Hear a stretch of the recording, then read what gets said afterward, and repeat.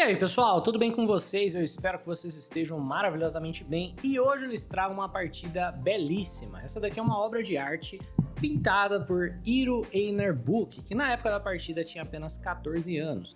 Ele é um prodígio que acabou se tornando grande mestre. Estava jogando essa partida em 1924 contra Hidden Heimo, que é um jogador que eu não encontrei mais nada sobre ele, num torneio júnior. Então os dois jogadores aqui são crianças, ou melhor, né, adolescentes.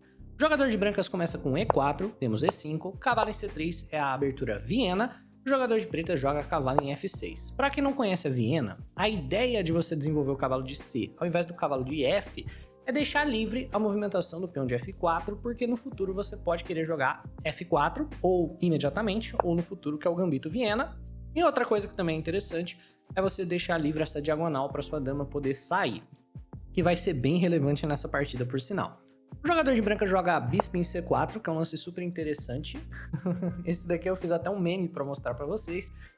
Porque é um lance que o jogador iniciante olha e não vê problemas com o lance. O jogador intermediário, ele acha que o lance é ruim, e o jogador avançado acha que o lance é bom. Por quê? Porque esse lance parece que tem uma refutação. Então o cara que ele é intermediário, ele vai ver a ideia de cavalo por E4, que é o que o jogador de pretas jogou, que é claramente uma ideia de um jogador intermediário, e o que ele tá esperando é cavalo toma de volta, porque isso leva a D5, e o jogador de pretas, na realidade, tem uma bela vantagem por ser o único que vai sair dessa sequência com o peão no centro. Mesmo os jogadores de brancas que pensam que bispo por F7 aqui é um bom lance, eu conheço muita gente que faz isso, né? Já fizeram um monte contra mim. Na verdade, é uma versão inferior, né? Você tá deixando o adversário ficar com dois peões no centro, porque depois de rei por F7, cavalo por D5, pretas tem simplesmente dois peões centrais, você não tem nenhum. Até que tem algumas armadilhazinhas na posição, mas é ruim para as brancas. Eu vou só mostrar a armadilha porque eu acho até engraçado. Brancas podem jogar dama em F3, rei G8 e o lance maléfico D4. E a ideia é que você não tá pendurando o peão, né? Se o cara, quer dizer, um cavalo inteiro. Se o cara tomar o cavalo, você vai perder o jogo de checkmate por conta de dama em B3. Mas essa é uma armadilha que só funciona, obviamente, porque o jogador de pretas tomou o cavalo. Se ele não tomar o cavalo, as pretas estão simplesmente melhores. Então, por que é que cavalo por E4 não funciona aqui? Não funciona por conta do lance que o Hiro Einar Book jogou. Ele não vai tomar o cavalo, não tem por que ele tomar o cavalo e levar o D5. Ao invés disso, ele utiliza do fato de que a diagonal não está bloqueada e joga dama em H5. Esse lance é conhecido como a variante Drácula Frankenstein. E não, eu não estou inventando, pode pesquisar. É o Gambito Frankenstein Drácula ou Drácula Frankenstein. Não estou lembrado muito bem a ordem, mas é isso mesmo. Porque é uma linha absurdamente difícil de enfrentar, um pesadelo, e deram o nome como um apelido, tipo assim, esse daqui é o gambito mais assustador do xadrez. A ideia do gambito é a seguinte: primeira vez que jogaram contra mim, eu joguei cavalo em D6, que é um lance natural e também é um lance correto, porque ameaça o bispo e defende o checkmate. Bispo em B3, natural, né? Agora o jogador de pretas tem que defender o peão que tá caindo, então eu joguei cavalo em C6. Acontece que aqui as brancas ganham muito rapidamente, porque tem cavalo B5. E esse não é um cavalo de graça, esse cavalo tem um trabalho, ele tem que defender o checkmate. Nessa posição, por exemplo, se a dama sai defendendo o checkmate, aí vai cair a torre no canto por conta do duplo. Então a sua única alternativa é, por exemplo, G6 para defender o mate, porque se você joga um lance passivo, o jogador de brancas vai capturar o cavalo e depois vai te dar mate, né? Então a ideia é essa. Então a sua única alternativa é G6, vai vir dama em F3, você vai ter que jogar o F5, vai vir o dama D5, e agora você não tem escolha, né? A única maneira de fato de evitar cavalo por cavalo, seguido por dama em F7 checkmate, é você levar o duplo na casa de C7. E foi isso que aconteceu, eu acabei perdendo a partida, e eu até fiz um vídeo sobre essa variante depois disso, né? Fui pesquisar, achei muito legal e fiz um vídeo. O lance correto para as pretas é bispo em E7 devolvendo o peão. É extremamente... É um pouco contra-intuitivo, vai.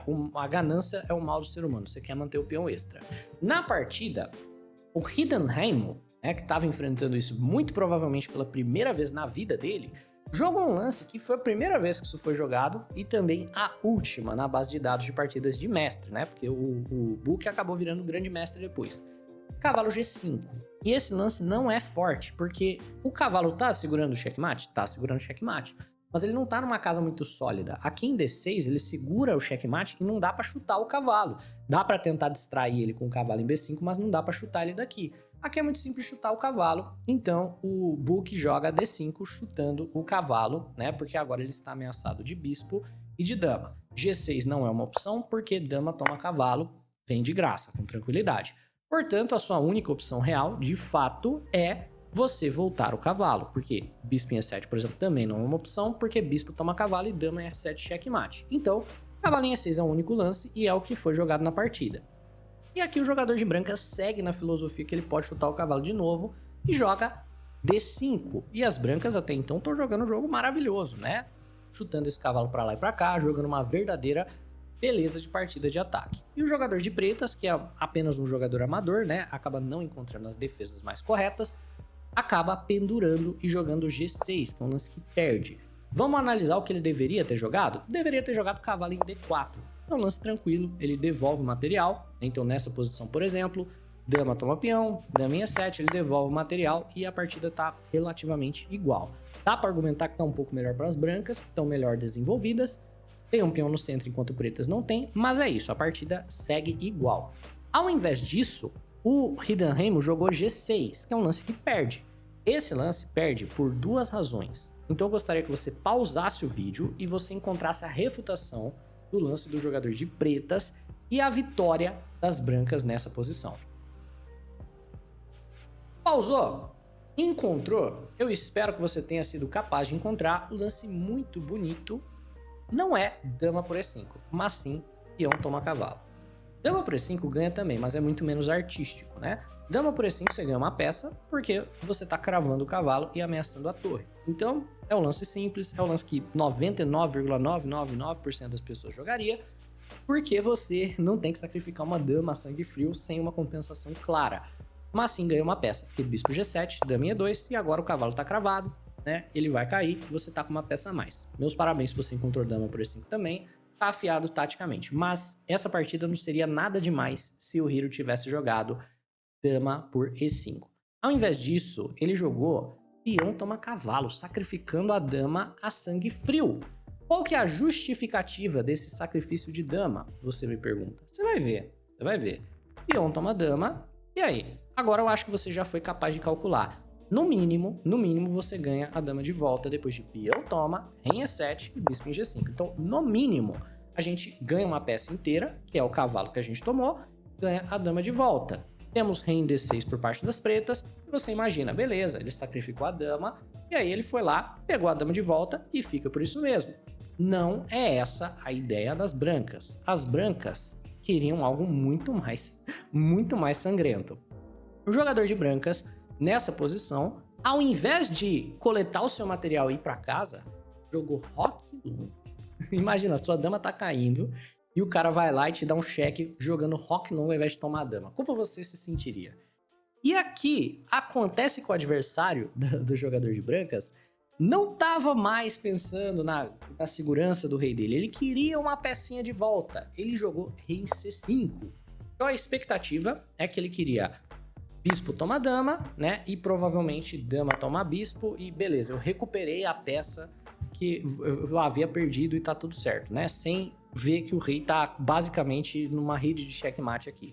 Mas quando ele caminha o rei para frente, a posição vai de uma posição que brancas estão ganhando para uma posição onde existe um checkmate forçado em 8 lances e esse garoto de 14 anos avalia corretamente e vê a sequência. Então, pausa o vídeo, aqui é o momento, e veja se você conseguiria, de alguma maneira ou de outra, forçar checkmate nessa posição contra o rei das negras. Monte a posição num tabuleiro físico, se for possível, porque isso daqui é uma absoluta obra de arte parecida com o jogo do Lasker. Ele caminha o rei das negras até o território das brancas. Pausou? Eu espero que você tenha sido capaz de encontrar a ideia de torre em D5 sacrificando o bispo. Então, vamos lá. Aqui, as pretas vão levar checkmate, não importa se tomarem o bispo ou se não tomarem. O jogador de pretas tomou o bispo, então vamos ver o que acontece se ele não toma.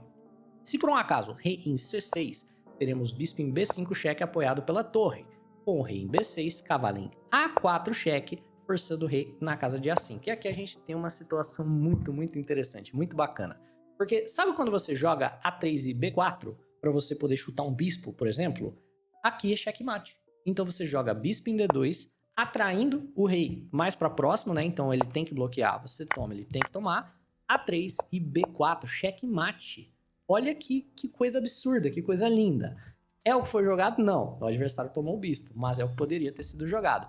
E se rei em B6 é muito mais difícil de dar mate. Nessa posição você teria que encontrar torre B5 cheque, seguido por, você toma a dama do adversário para impedir que ele tome o bispo com cheque, né? Ele dá um cheque para adiar, e agora a gente segue para de fato a ideia do checkmate. A ideia do checkmate vem com cavalo em D5, que prepara torre B6 com cheque duplo. Não tem nada que o oponente possa fazer para impedir o torre B6 com cheque duplo, então ele poderia jogar qualquer coisa na posição. Torre B6 é um cheque de torre e de bispo ao mesmo tempo, então você tem que mover o rei. Você não pode, por exemplo, capturar nenhuma peça, não pode bloquear de alguma maneira, tem que mover o rei para A5, torre B5. Dessa vez, se você volta o rei, o simples cavalo em B4 vai ser checkmate. Portanto, o rei tem que caminhar para baixo e cavalo em C3 é um checkmate da mesma maneira. Então, olha que situação, né, que o jogador de preta se mete quando ele joga rei C5 e vem torre cheque. Não importa para onde o seu rei vá, de um jeito ou de outro tem um checkmate. Então, as pretas capturam o bispo, né? Você que se vire para achar o mate. E o Hiro Einar Book continua com B3 cheque, sacrificando o cavalo. Dessa vez é simples de ver. Se rei por cavalo, teremos bispo em D2 checkmate em um lance. Então, tranquilo, tranquilo. Não pode tomar o cavalo. Rei B4. E aí, não encontrou o checkmate? Vai ter que tomar a dama e vencer o jogo da maneira chata? Não, não, nada disso. Aqui, o Book vê que dá para caminhar esse rei para a casa de A2. Então ele joga torre cheque, força o rei a vir para a casa de A3. Então ele joga cavalo em B1, força o rei a capturar o peão de A2. E o rei andou 1, 2, 3, 4, 5, 6, 7 casas nos últimos lances. E agora, torre em A5. Tira o jogador de pretas do seu sofrimento, porque teremos checkmate no próximo lance. Bem, pessoal, é isso. Eu espero que você tenha, no mínimo, né, gostado da partida absolutamente brilhante aqui por parte das brancas, achado muito bonita. Se você aprendeu alguma coisa de novo, né, viu uma sequência, uma linha que você não conhecia, deixa o like no vídeo, se inscreve no canal e até a próxima.